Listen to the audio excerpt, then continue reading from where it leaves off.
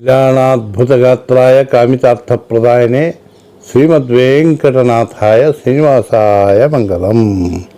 ಶ್ರೀ ಗುರುಭ್ಯೋ ನಮಃ. ಹರಿ ಓಂ. ಶೋಹರಾಶಿಯ ಆತ್ಮೀಯ ಮಿತ್ರ ಬಂಧುಗಳಿಗೆ ಸ್ವಾಗತ.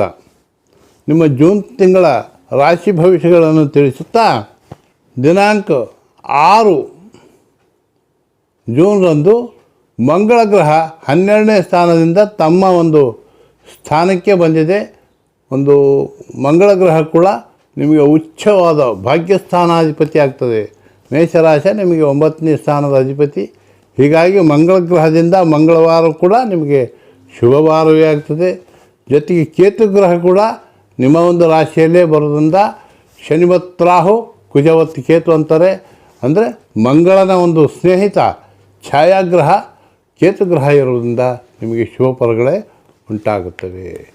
ಜೊತೆಗೆ ಗುರುಗ್ರಹ ಲಾಭಸ್ಥಾನದವಾದಂಥ ಒಂದು 11ನೇ ರಾಶಿ ಮಿಥುನ ರಾಶಿಗೆ ಒಂದು ಪ್ರವೇಶ ಮಾಡಿರೋದ್ರಿಂದ ನಿಮ್ಮ ಒಂದು ರಾಶಿಯಿಂದ 11ನೇ ಸ್ಥಾನಕ್ಕೆ ಮಿಥುನ ರಾಶಿ ಇರ್ತದೆ. ಅಲ್ಲಿ ಪ್ರವೇಶ ಮಾಡೋದ್ರಿಂದ ನಿಮಗೆ ಎಲ್ಲ ಕಾರ್ಯಗಳಲ್ಲೂ ಜಯ, ಧನಲಾಭ, ಅದೃಷ್ಟ ಮತ್ತು ಎಲ್ಲ ರಿಯಲ್ ಎಸ್ಟೇಟ್ ಬಿಸ್ನೆಸ್ಸು, ಬ್ಯಾಂಕ್ ವ್ಯವಹಾರಗಳು, ಜೊತೆಗೆ ರಾಜಕೀಯ ವ್ಯಕ್ತಿಗಳಿಗೆ ಸಾಕಷ್ಟು ಒಂದು ಶುಭ ಫಲಗಳು, ಅಂದರೆ ಅವರಿಗೆ ಒಳ್ಳೆಯ ಒಂದು ಹುದ್ದೆಗಳು ಸಿಗುವಂತಹ ಸಂಭವ ಕಂಡುಬರ್ತದೆ.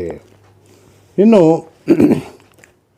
ಶನಿಗ್ರಹ ಅಷ್ಟಮದಲ್ಲೇ ಇದ್ದು ಸ್ವಲ್ಪ ಅಷ್ಟಮ ಅಂತದಕ್ಕೆ ನೀವು ಶನಿ ಶಾಂತಿ ಮತ್ತು ರಾಹುಕೇತುಗಳ ಶಾಂತಿಯನ್ನು ಮಾಡಬೇಕು. ಯಾಕಂದರೆ ರಾಹು ಕೂಡ ಒಂದು ಸಪ್ತಮ ಭಾವದಲ್ಲಿ ಇರೋದರಿಂದ ಶನಿ ರಾಹುಕೇತುಗಳ ಶಾಂತಿಯನ್ನು ನೀವು ಮಾಡಿಸೋದ್ರಿಂದ ನಿಮಗೆ ಅತ್ಯಂತ ಶುಭ ಫಲಗಳಿದ್ದಾವೆ.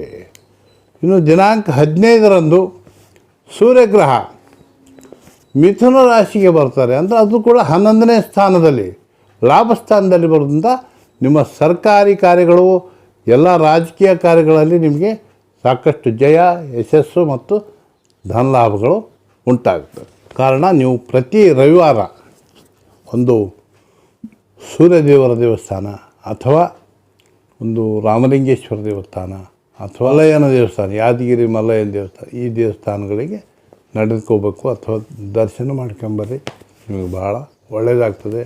ಅಥವಾ ಮನೆಯಲ್ಲೇ ಕುಳಿತು ಅವ್ರದ್ದು ನಾಮಸ್ಮರಣೆ ಮಾಡಿ ಒಂದಿಷ್ಟು ಗೋಧಿ ಬೆಲ್ಲ ದಕ್ಷಿಣ ಇಟ್ಟು ಯಾವುದಾದ್ರೂ ಈಶ್ವರನ ಗುಡಿಗೆ ಕೊಟ್ಟು ದಾನ ಮಾಡಿರಿ, ನಿಮಗೆ ಶುಭವಾಗ್ತದೆ.